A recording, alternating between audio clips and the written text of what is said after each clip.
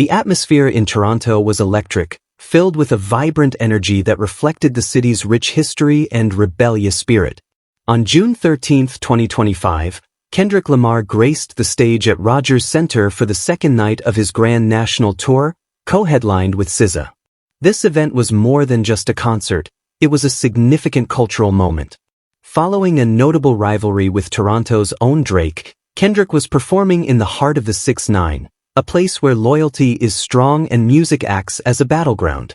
The audience, a lively mix of fans, was eager to soak in every moment, and when Kendrick performed Not Like Us, the anthem that had reverberated through the rap scene, the stadium erupted with excitement. This is the story of a night when Toronto made its choice, where the streets came alive, and a king from Compton claimed a rival city as his own. By the way, welcome to Celebrity Hip Hop Showroom, where hip-hop and celebrity drama never sleep, so hit that subscribe button so you never miss the mess. Let's get into it. Kendrick's second night in Toronto was more than just a show, it was a statement. The ongoing feud with Drake, which had escalated from diss tracks to legal battles, cast a shadow over the city. Kendrick's Not Like Us, featuring sharp lyrics and a catchy West Coast beat, had become a powerful anthem, a Grammy-winning track that fans worldwide recited like a mantra. Performing it in Toronto was a bold move, directly challenging the city's pride in Drake, who had greatly shaped its music scene. As the lights dimmed and the opening acts wrapped up, the crowd's anticipation was palpable. They were there not just for the music, but to witness a historic moment. Kendrick stepped onto the stage with a quiet intensity, his silhouette framed against a large Gen X logo. The show kicked off with King Kunta, its funky beat igniting the audience. I can dig rap pin, but a rapper with a ghostwriter? What the fuck happened? He rapped, a clear nod to his rivalry with Drake. The crowd erupted, their phones lighting up the stadium as they captured every moment. The energy surged as he transitioned into Element, his voice sharp and commanding, each lyric showcasing his lyrical skill. Fans sang along, their voices rising like a wave, and when the song ended, a chant erupted from the stands, "It's not enough." They were hungry for more, and Kendrick, smiling, knew exactly what they desired. SZA joined Kendrick next, sitting on the hood of a sleek GNX car, which tied into the tour's theme. Their song, 30 for 30, highlighted their amazing chemistry, blending SZA's soulful vocals with Kendrick's fast-paced verses, causing the audience to sway as the song's introspective lyrics struck a chord. Toronto, a city known for its hustle, resonated with the themes of hard work and success in the song. Fans shouted, "I see you," as Kendrick acknowledged people in the crowd, creating an electric connection. "Toronto, y'all got that fire," he declared, and the crowd erupted in response. This was more than just a performance. Kendrick thrived on the city's energy, turning the Rogers Centre into a vibrant, living space. The setlist took the audience through Kendrick's musical journey, with each song representing a different phase. Hey Now set a reflective tone, its thoughtful lyrics resonating with longtime fans. Then came Family Ties, where Kendrick pumped up the crowd, shouting, "Toronto we winning, say." Fans enthusiastically jumped in sync, elevating the Baby Keem featured track. The mood shifted again with Money Trees, a nostalgic favorite that had the audience rapping along to every word, from the playful Yabish to the dreamy chorus. Toronto was fully engaged in the music, momentarily putting aside any rivalries as they embraced Kendrick's storytelling. The night's highlight was Unmistakable. When the opening notes of Not Like Us rang out, the stadium exploded. Kendrick moved across the stage with fierce yet playful energy, delivering each line with precision. The crowd, a mix of dedicated fans and curious locals, chanted along defiantly. "A minor," they shouted, the iconic line echoing throughout the arena. As the song ended, the crowd continued to roar, chanting "One more time," with their hands raised, begging for an encore. Kendrick, enjoying the moment, obliged by restarting the track to thunderous applause. "It's not enough," the fans cried, their craving for the anthem unrelenting. For a brief moment, Toronto felt like Compton, as the city's loyalty shifted under the impact of Kendrick's performance. The audience's reaction was deeply personal, reflecting the tension between Kendrick and Drake that had divided fans, with Not Like Us becoming a cultural touchstone. Performing it twice in Toronto was a bold move, and the crowd's enthusiastic response indicated that Kendrick had won them over. Posts on X captured the excitement. Toronto crowd begging Kendrick to run Not Like Us back one more time. Wow. Another user commented, "As far as I'm concerned, Toronto picked a side." The internet buzzed with clips of the encore, fans chanting Kendrick's name as he left the stage. It felt like a crowning moment, a victory lap in challenging territory.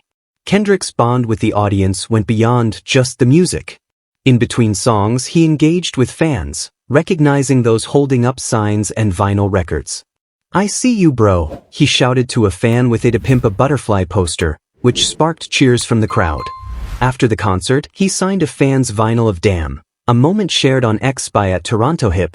Kendrick Lamar signed a fan's vinyl in Toronto Night 2. Real shit. These genuine interactions highlighted Kendrick's ability to connect with a city he had previously challenged, turning skeptics into fans. "Bro, what's in that Toronto water?" he joked during a pause, clearly impressed by the crowd's enthusiasm. "Y'all mad loud." The celebration spilled out into the streets after the show, where fans gathered near the Rogers Center, freestyling to Not Like Us. Videos showed groups dancing and crip-walking, their excitement evident. They took the celebration outside the stadium, one user on X noted, sharing a video of an impromptu cypher. Others headed to New Ho King, a popular Toronto restaurant, for an after-party that lasted into the early hours. Kendrick Lamar fans reunite at New Ho King, read another post on X, featuring photos of fans toasting with dumplings and beers, while the song's beat thumped from a speaker. The restaurant, known as a cultural hub, created an ideal atmosphere for the evening's camaraderie. SZA's performance added another layer to the night. Her set, which intertwined with Kendrick's, provided a soulful contrast to his intensity. Songs like Snooze and Garden had fans swaying, while her duet with Kendrick on 30 for 30 stood out. SZA sitting on the hood of the GNX was iconic, one user noted, emphasizing her strong presence. The chemistry between the two was evident, and their joint performance reflected their mutual respect. Toronto, a city that loves R&B, warmly embraced SZA, whose performance beautifully complemented Kendrick's energy. The online response was overwhelming. X was filled with comments, from fans praising Kendrick's boldness to skeptics admitting they had been converted. "I'm a Drake fan, but Kendrick owned Toronto tonight," one user confessed. Another wrote, "Bots came alive when Like That dropped in Toronto. The city's on fire." The reference to bots pointed to automated accounts that boost online conversations, but the excitement was real. Kendrick had ignited something special. Even local media like the Toronto Star recognized the importance. Kendrick Lamar's second night in Toronto was a cultural moment, as the city embraced an outsider who spoke their language. The night was not without its share of controversies. Drake's fans, still stinging from their rivalry, took to X to express their discontent. One user claimed, "Toronto's not that loud for Kendrick," but their voices were overshadowed by videos showcasing the excited crowd. The unsuccessful OVO Takeover from the previous night, a cancelled rally by Drake supporters outside the venue, still hung in the air, its failure only enhancing Kendrick's triumph. One user humorously remarked, "Drake City? Nah, Kendrick rented it for the night," reflecting the prevailing mood. The crowd's chants of "Kendrick" as he left the stage felt like a clear declaration. Kendrick's performance was a masterclass in making the most of the moment.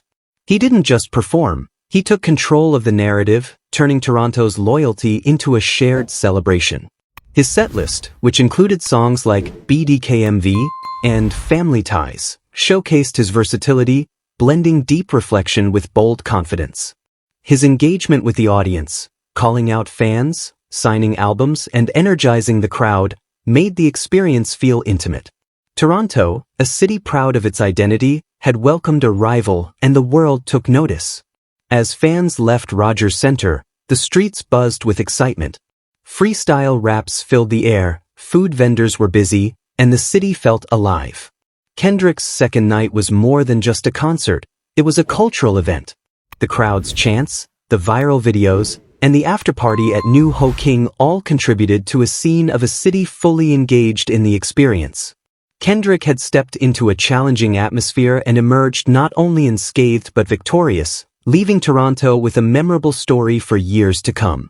I'd love to hear your thoughts on this situation, so please share your opinions in the comments. Also, don't forget to like, subscribe, and turn on notifications to stay updated on this story.